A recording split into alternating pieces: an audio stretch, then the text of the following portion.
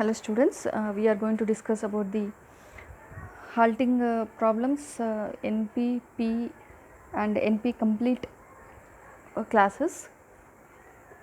These are related to the Turing machine.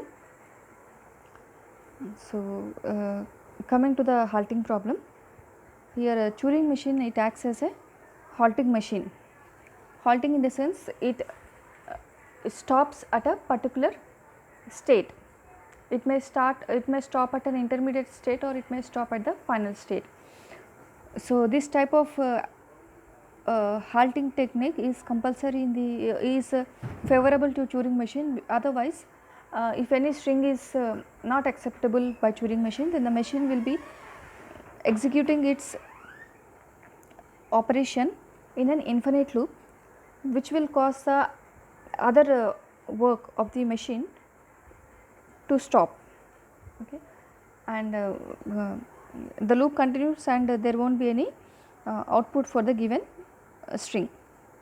So, this halting technique is useful in the Turing machine.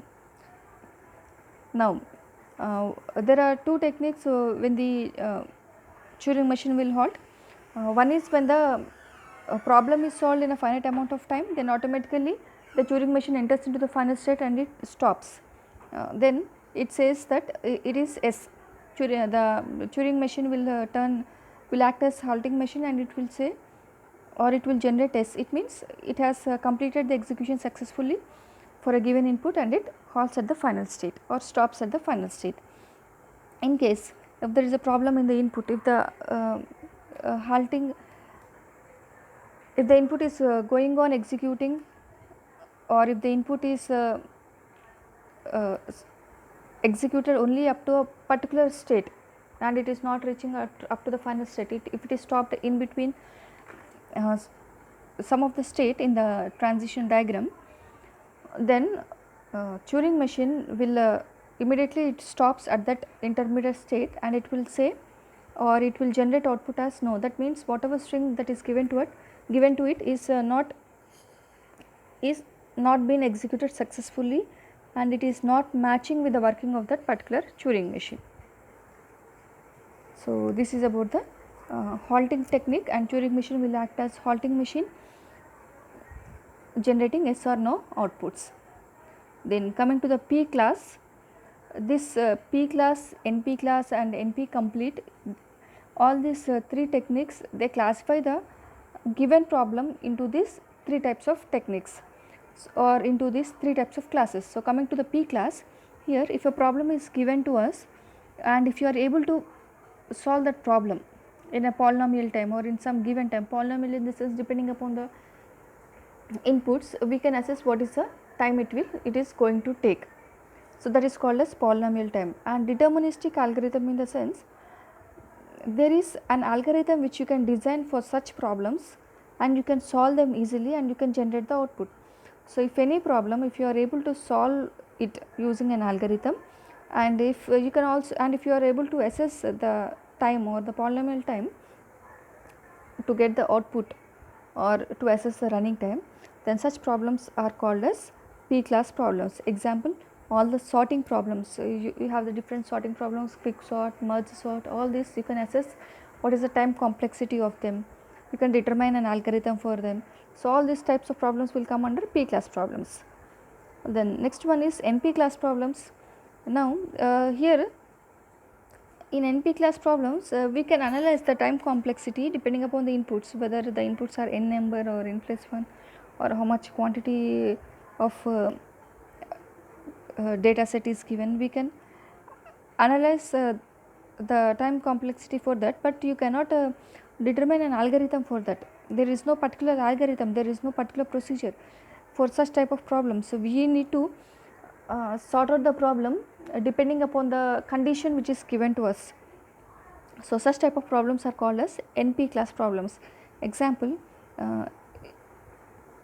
we have knapsack problems, Hamiltonian circuit problems. If a knapsack problem is given, and if it is asked to find out the inputs which are generating a profit which is greater than some profit value, then we need to assess all the inputs. Okay, and depending upon the inputs, our time complexity will be increasing, and we cannot say, we cannot write, if the condition is going on changing, we cannot write a deterministic algorithm for that. Similarly, Hamiltonian circuit problems, in this type of problems also we cannot write a definite algorithm, and we cannot solve it using that algorithm. So, this type of problems are called as NP class problems.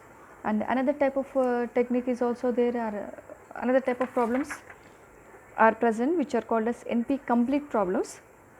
And now these are similar to the NP problems. In case if you are able to solve NP problem using some technique, the same technique can be applied to another NP problem. Okay, you have a problem P1 by using the, and this has been solved by using the technique which you have applied in P1. If you are able to solve another problem P2, then this P1 will come under the category of problems which is called as NP complete problems. Okay, by using this technique you can solve the remaining non-deterministic